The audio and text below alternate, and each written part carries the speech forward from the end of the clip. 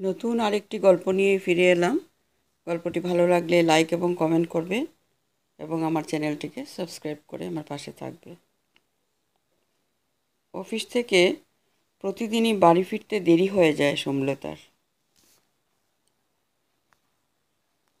এক বিজ্ঞাপন সংস্থায় উচ্চ পদে কাজ করেও মাইনে যেমন বেশি, তেমনি দায়িত্ব অনেক, কাজের চাপও প্রচুর। ফেরার আগে যদি ইচ্ছে হয় তো বাইরের কোনো হোটেল থেকে রাতের ডিনার সেরে আসে।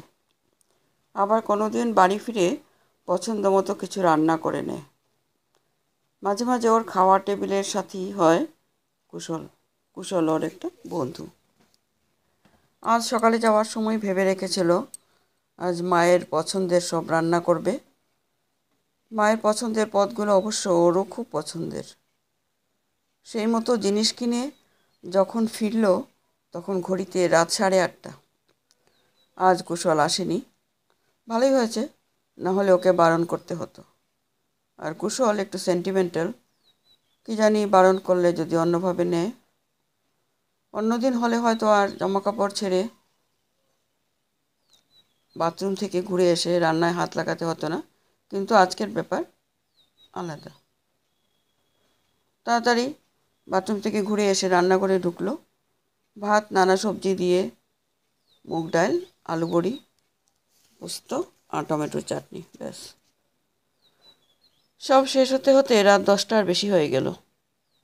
সব সুন্দর করে থালায় গুছিয়ে আর এক টুকরো গন্ধরাজ লেবু ভাতের পাশে নিয়ে চলে এলো মায়ের ঘরে। পূর্ব দেয়ালে মায়ের ছবিটা বড় করে বাঁধানো। তার সামনের টেবিলে থালাটা নামিয়ে বলল, মা, আজ তোমার সব পছন্দের বানিয়েছি, তুমি খুশি তো? মায়ের ছবির উজ্জ্বল হাসি মুখ দিকে তাকিয়ে ও কিছুক্ষণ দাঁড়িয়ে রইল। তারপর নিজের খাবারটা নিয়ে এলো রান্নাঘর থেকে। মায়ের থালার পাশে রেখে ওর নিজেরটা শেষ করলো। মায়ের জন্য যে থালায় বেড়েছে তা ঢাকা দিয়ে রাখবে আর পরের দিন সকালবেলায় কোনো ভিখারিকে ডেকে খাইয়ে দেবে। আর 4 বছর যাবত এটাই করে চলছে। শেষের কয়েক বছর মা তো আর কাউকে চিনতেই পারছিলেন না, এমনকি ওকেও না। সারাক্ষণ ঘুমের ওষুধের ঘুরে থাকতো, আর যখন একটু চেতনা ফিরত খেতে চাইতো। এতদিন মালাই সব কাজ করে এসেছে, মায়ের দেখাশোনা, রান্নাবান্না, সব ঘরের সব কাজ। কারণ ওর চাকরি করাটা খুব প্রয়োজনীয় ছিল। মায়ের চিকিৎসার এলাহি খরচ কে দেবে? সবই চলছিল নিয়ম মাফিক। কিন্তু মারা যাওয়ার 2 দিন আগে বোধহয় হঠাৎ করে মায়ের সম্পূর্ণ চেতনা ফিরে এসেছিল। সেদিন রাতে অফিস থেকে ফিরে মায়ের ঘরে গিয়ে বাকি দিনের মতো দেখে ফিরে আসবে এমন সময় মা বলে উঠেছিল, আমাকে তুই নিজের হাতে রান্না করে খাওয়াবি। ও ভারী অবাক হয়ে গিয়েছিল। সেদিনও সব নিজের হাতে রান্না করে খাইয়েছিল। ভীষণ খুশি হয়েছিল এই ভেবে যে তাহলে মায়ের পুরনো সব কিছু মনে পড়ে গেছে। কিন্তু না, পরের দিন থেকে অবস্থার আরও অবনতি হলো। এতটাই বাড়াবাড়ি যে হাসপাতালে দিতে হলো। হাসপাতাল যাওয়ার 1.5 দিনের মাথায় মা চলে গেল চিরদিনের মতো। যাদের জন্য এসব হলো তারা কোনো দিনই কিছু জানতে পারবে না। এসব ভাবতে ভাবতে সেদিনও শুয়ে পড়েছিল। পরের দিন যথারীতি আবার অফিস। প্লেনটা তার বিশাল দেহ নিয়ে আকাশে উঠতে সমলতার এক অন্য অনুভূতি হলো। এ অনুভূতিরও আলাদা করে ঠিক নাম দিতে পারবে না।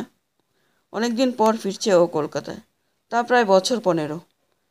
ফেরার বিশেষ কোনো কারণ যদি দেখাতে হয় তাহলে বলতে হবে বাবার সঙ্গে দেখা করা। অবশ্য সেটাও সঠিক কারণ বলে দাবি করতে পারবে না ও। আসলে সপ্তাহখানেক আগে ওর মেলে কল্যাণ কাকু মেসেজ করেছিল, যদি পারো একবার বাবাকে দেখে যেও। সেটাই একরকম কারণ ধরে নিয়ে আসছে ও। একই দেশের দুপ্রান্তে একই পরিবারের দুজন নিজ নিজ জগতে রয়ে গেল। এর জন্য কাকে দোষ দেওয়া যায় বলতে পারবে না ও। Ma'am, your coffee. এয়ার হোস্টেসের ডাকে চিন্তার জাল ছিঁড়ে বেরিয়ে এসে সৌজন্যের হাসি বিনিময়ে কফির কাপ হাতে নিয়ে কফি খেতে লাগলো। কফি খেতে খেতেই শুনল সিট বেল্ট বাঁধার নির্দেশ। এয়ারপোর্টে নেমে খানিকক্ষণের জন্য ও দাঁড়িয়ে রইল। তারপর বেরিয়ে গাড়ি ভাড়া করে আগে বুক করা হোটেলে যাওয়ার নির্দেশ দিল। যেদিন মা আর ও এখান থেকে শেষবারের মতো প্লেনে উঠে মুম্বাই যাওয়ার জন্য, সেদিন সানগ্লাসের পেছনে মায়ের চোখ দুটো যে ছলছল করছিল তা বুঝতে না পারার মতো বোকা আর ও ছিল না। কিন্তু কোনো প্রশ্ন করেনি ও আর। তখন থেকে ওর ভবিষ্যতের রীতি কর্তব্যে ছকে নিয়েছিল। হোটেলে এসে ওঠার পর স্নান খাওয়া শেষ করে খানিক বিশ্রাম নিল ও। তারপর কল্যাণকে ফোন করলো। ওপাশ থেকে হ্যালো বলার পরও বলল, সোমলতা বলছি, আমি কলকাতায় এসেছি। আপনাদের ওখানে কখন যাওয়া হবে বলুন, আমার বেশি দিনের ছুটি নেই। কল্যাণ বলল, তুমি আজই চলে এসো, দাদা তো তোমার জন্য অপেক্ষা করে আছেন। ঠিক আছে, আর আধ ঘন্টার মধ্যে পৌঁছে যাব। সোমলতা তৈরি হয়ে হোটেল থেকে বেরিয়ে এলো। তারপর ট্যাক্সি ধরে আধ ঘন্টার মধ্যে বাড়ির সামনে গিয়ে নামলো। এই সেই বাড়ি, উত্তর কলকাতার বনেদিয়ানা, অহংকারে ঋজু হয়ে দাঁড়িয়ে। এই অহংকারী ভালোবাসায় পাগল দুই হৃদয়ের মধ্যে এক প্রাচীর গড়ে তুলেছিল।